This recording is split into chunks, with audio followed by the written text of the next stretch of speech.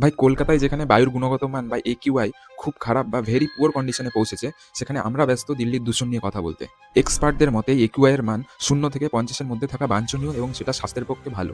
তবে West Bengal pollution control board বলছে বছরের শুরুর দিকে কলকাতার বেশিরভাগ জায়গায় একিউআই 300 ক্রস করে গিয়েছে। PM 2.5 এর নিরিখে একিউআইতে সবথেকে রেকর্ড করেছে যাদবপুর, যেখানে একিউআই 380 ক্রস করেছে। তবে আপনি যদি যাদবপুরের বাইরে থেকে হন তবে স্বস্তির কোনো কারণ নেই, কারণ একিউআই এর নিরিখে পিছিয়ে নেই বিধাননগর কিংবা বালিগঞ্জ। উদাহরণস্বরূপ যখন এই ভিডিওটা রেকর্ডিং হচ্ছে তখন কিউআই এর মান খড়গপুরে 346, সাউথ দমদমে 280, হাবড়াতে 288, বনগাঁতে 292, কল্যাণীতে 302, হুগলিতে 314, মেদিনীপুরে 342 এবং বিধাননগরে 293।